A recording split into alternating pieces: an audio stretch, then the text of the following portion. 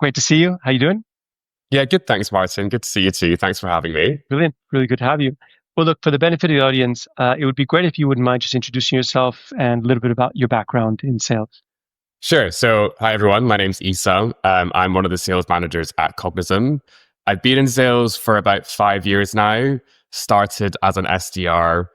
Honestly, like I completely fell into sales. I didn't think that would be the career for me. I was studying to be a lawyer, but found it and then got the bug, like I'm sure many of us have done throughout our sales careers. See, I was an SDR at a MarTech company, was sold Cognizant to use it as an SDR, fell in love with the product, then prospected into Cognizant because I really wanted to sell their product as a junior AE, and then now sort of worked my way up to manager. And yeah, that's it so far. And now you're manager of the quarter. Yeah. Yeah. Congratulations. Thanks very much. Yeah. Well deserved. Well deserved. I actually think a career in sales is probably one of the best foundations, or at least your first job in sales is a fantastic foundation for a career in business because it puts you right in front of the day to day. It gives you the structure of pricing, the structure of conversations. It grows thick skin because you hear a lot of no's. What was that? Yeah. What was it like for you when you first got into it? Yeah, it was honestly like a total whirlwind. So the reason I sought it out is because through like personal circumstance, I ended up having to take over my family's business and realized I had no idea how to sell anything. And I kept like scratching my head being like, how do companies prospect into these crazy blue chips like Disney, for example? Like, how would you even begin to knock down that door? And that's how I found out what an SDR was. Hmm. And that's why I decided I want to give that a go so I can learn the skills. And truthfully, my plan was to do it for 6 months and try and take that knowledge back to the business. But I actually just fell in love with it. And 5 years later, I'm still doing it. But yeah, like I think to echo what you said, it just throws you in at the deep end. So you learn by failing, you learn by winning, and you learn what not to do very quickly. And I think that's why it's such a amazing career, because the opportunity to upskill is like limitless and it can be so fast. So yeah, I love it. I love the stress. It's like, and you're in constant optimization mode because something works, you double down on it. Something doesn't work, you shift away, right? A B A B A B all the time. No week's the same, right? Exactly. Well, look, as we've discussed, this series is all about Q4 business case season, right? The whole concept is there is no Q5. And so that Q4 is a really important period for any sales rep. I'd love, just from your perspective, what does Q4 mean to you? Yeah, Q4 is huge. It's like sort of what Black Friday is to retailers is what Q4 is for sales, right? It's like the chance for anyone that's going to be behind to catch up. It's the chance to set some records. I think it's the time where you're most aligned with your buyer, because I'd say 90% of your buyers are working on a calendar year. So it's their chance to be reflective, think about what's to come.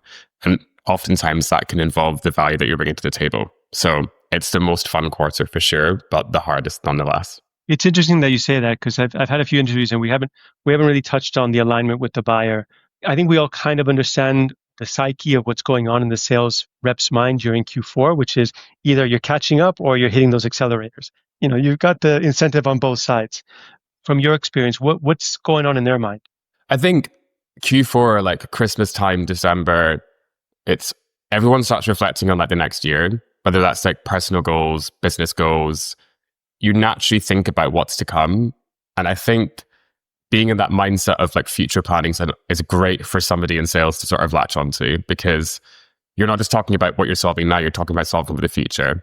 And when you start talking about solving for the future, that whole conversation is a lot bigger and better, right? And you can start to really think about longer term impact. And it's a time where a buyer's naturally thinking that, so it's much easier to tell that story. Does that change your outbound activity or your SDR approach? I think yes and no. So truthfully, like the core strategy is the same. We target the same personas. We have the same value proposition. We know what works in our segment and in our team. What changes is the conversations around buying cycles, budget, and forecasting. So maybe blockers that you saw midway through the year around we're sort of in contracts, we're in budget cycle, or we're not in budget cycle rather, that's all flipped in its head, right? Because there's always talks about next year's budget and next year's planning and what to do next. And I think we can tweak that and take advantage of that, but the core message is always the same. Fascinating. And do you sense that because you're managing a team, do you sense that they all feel the pressure considerably more in Q4? And how do you manage that as a manager to make sure that there's also a fair amount of a balanced state of mind? Yeah, I think they feel the pressure, but I think it's more excitement, honestly. Yeah. I think Q1 and Q4 is like the best time to be a rep because if you play your cards right, you can just have the craziest time. And it's the analogy that I was told is always, it's like a snowball, right? Like you roll the snowball and the snowball just gets bigger. And then at some point it's like a boulder at the end, right? And it just keeps going. And that there's no bigger rush in sales than that, right? So for me as a manager, it becomes about managing like pace and not ensuring there's not burnout and making sure that we build upon that momentum and like pivoting when things aren't going right to sort of capitalize on what could be going right. So what I mean by that is when we start to see wins, why are we winning right now? What was so good about that deal? How can we roll that out to the next deal? If it's like a competitive environment, can we then leverage the person that we've won as competitors to try and gain some quick wins? Like creating the least amount of friction for my team as possible to maximize the return we can capture in that short space of time. Amazing. And how much of that Q4 that you close is already in pipeline, and how much of that is pipeline generated in Q4? Good question. So like for our segment, because we're quite inbound heavy, I'd say it's like a 50-50 split. So Right. There's a lot of in pipeline that's not yet realized. Even up until like the last week of November, maybe first week of December, I remember as an IC, I was able to turn around deals in like 4 days because there was need and there was value. And if you find the right person at the right time, you're onto a winner. Are you doing like a fair amount of prioritization every week? Like what do we focus on? What do we push into next quarter? 100%. And I think that is determined by how good you're having as a year as a rep. So what I always say to my team is like, you don't want to be, Q4 doesn't want to be your catch-up quarter. It wants to be your accelerator quarter. Because if you're not reliant on closing in Q4 to hit, you don't have that pressure of needing to sort of close everything that you can to hit your number, which just puts you in a much stronger negotiating position. So we prioritize based on what's right for the business and what's right for our number. And if that means waiting until Q1 to get more ACV, we will do that. Yeah, pure discounting too. You have your buyer has less leverage on you, so to speak. 100%. Okay, but going into the craziness of Q4 and maybe being in a catch-up period, what's the craziest thing you've ever done to get a deal over the line in Q4? Good question. Craziest thing. I was a big gifter as an IC, so I love to find out what my prospects enjoyed or had what their hobbies were, so I could use that as a way to like essentially keep momentum on a deal. And I think last Q4, I was sort of 6 months into having my puppy, so my puppy was always on calls with me, like he was always in the room, and you wouldn't believe how many prospects like loved that, and they would then get their dog on camera and be like, "Look at my dog," and we'd end up talking about their dog for like half an hour. And then I found that Reach Desk, which was the gifting partner we used at the time, you could send dog treats or cat treats. So I would always send like a dog treat to my prospects, and they would always send me an email or a text being like, "Look, they loved it," and it just gave me like great relationships with them. And I vividly remember phoning one guy being like, "Look, like if I can get this in today, you're going to make my VP super happy." And he was like, "Oh, because you made like Oscar, his dog, really happy, like I'll push this through for you." And then he got his CRO wives. He was on holiday to like sign the DocuSign on his phone. And it's just like that rapport that we built over something so small was, pretty crazy, but also like amazing. Totally. Look, at the end of the day, sales, it's personal relationships, right? People want to work with people that they like, that are likable, right? And so building those relationships, it works, right? It absolutely works. And I always say, like, between Simbi and my previous company, what I love about Simbi is we sell to salespeople. Salespeople are optimists. they're generally positive people with whom you can have fun, engaging conversations. And I'm assuming that you also sell to sales teams. So there must be always a lot of alignment as well in terms of the need and understanding of the quarter and to get a deal done. 100%. And I think as well, like there's just this mutual understanding of what's being done. So it's tough because you can't hide behind like these old school sales tactics where you essentially don't value sell, which we don't do anyway, right?